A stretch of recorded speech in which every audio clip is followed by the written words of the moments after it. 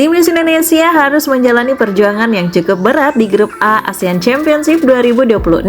Seperti yang diketahui, di grup ini juga dihuni oleh Vietnam yang datang dengan status juara bertahan. Selain itu, Singapura, Kamboja, dan Timor Leste juga tak bisa dianggap remeh.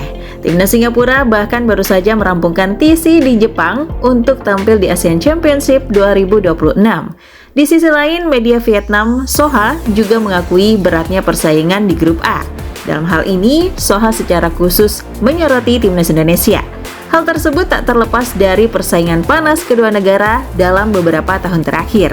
Soha menilai, Timnas Indonesia memiliki skuad yang berkualitas. Penilaian tersebut didasari dari banyaknya pemain naturalisasi di skuad Garuda.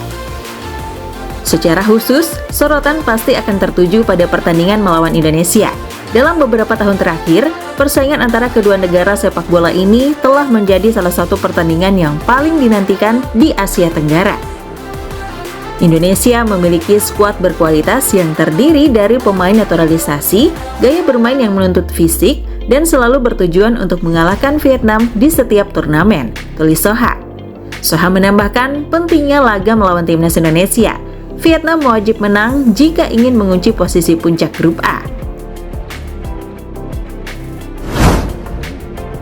Timnas Indonesia membantai Bali United dalam laga uji coba menjelang Piala AFF 2026 di Bali United Training Center. Dalam pertandingan ini, Timnas Indonesia menang dengan skor 3-0. 3 gol tim merah putih dicetak oleh Mark Klok, Doni Tripamungkas, dan Mitchell Baker. Hertman mengatakan laga ini menjadi kesempatan berharga untuk menguji strategi dan memberikan kesempatan bermain kepada seluruh pemain.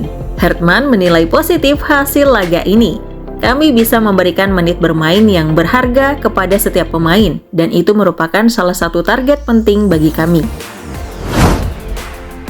Aroma persaingan jelang Piala AFF 2026 mulai memanas setelah media Vietnam melontarkan sindiran terhadap kekuatan Timnas Indonesia. Skuad Garuda dinilai tidak akan tampil dengan komposisi terbaik meski diperkuat sejumlah pemain naturalisasi.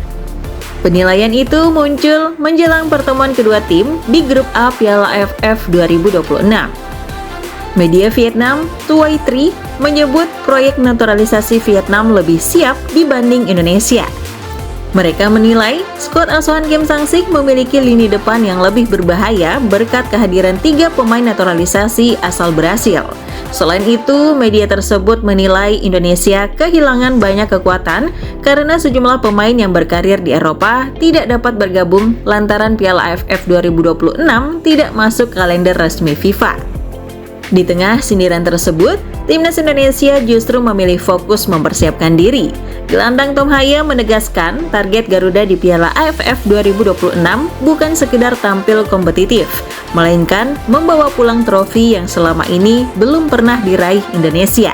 Menurutnya, kegagalan menjadi juara setelah beberapa kali mencapai final menjadi motivasi tambahan bagi seluruh pemain. Sudah sangat jelas, kami bertanding untuk menang. Itu fokus utamanya, kata Tom Haya. Senada dengan Tom Haya, pelatih Timnas Indonesia, John Hertman, meminta anak asuhnya tidak larut memikirkan target juara terlalu dini. Pelatih asal Inggris itu lebih menekankan pentingnya perkembangan tim dari hari ke hari selama pemusatan latihan di Bali. Hertman juga masih akan menentukan 23 pemain terbaik setelah menjalani laga uji coba tertutup. Tugas saya sekarang adalah menantang pemain untuk terus berkembang setiap hari. Kami belum memikirkan turnamen atau hasil akhirnya, tetapi fokus menjadi lebih baik di setiap sesi latihan, ujar Hertman. Saat ini, Timnas Indonesia memasuki tahap akhir persiapan menuju Piala AFF 2026. Selain mematangkan taktik, Hertman juga tengah menyusun komposisi skuad, menentukan kapten tim, serta membangun chemistry antar pemain sebelum memulai perjuangan di grup A. Kamboja akan menjadi ujian perdana Timnas Indonesia di ajang Piala AFF 2026. Di atas kertas, Indonesia memiliki materi pemain yang lebih mumpuni. Namun, duel melawan Angkor Warriors dalam beberapa tahun terakhir membuktikan bahwa kemenangan tidak pernah datang dengan mudah. Dalam 2 pertemuan terakhir di Piala AFF, timnas Indonesia memang selalu keluar sebagai pemenang. Namun, Kamboja mampu memaksa pertandingan berjalan ketat hingga akhir. Pada edisi 2020, Indonesia menang 4-2, sementara pada Piala AFF 2022, Garuda hanya unggul tipis 2-1 setelah sempat dibuat kesulitan sepanjang laga. Catatan tersebut menjadi pengingat bagi pelatih timnas Indonesia, John Hartman, agar anak asuhnya tidak kehilangan fokus sejak menit pertama.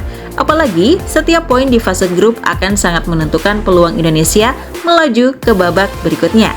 Karena itu, hasil maksimal pada laga pembuka menjadi modal penting sebelum menghadapi pertandingan-pertandingan berikutnya.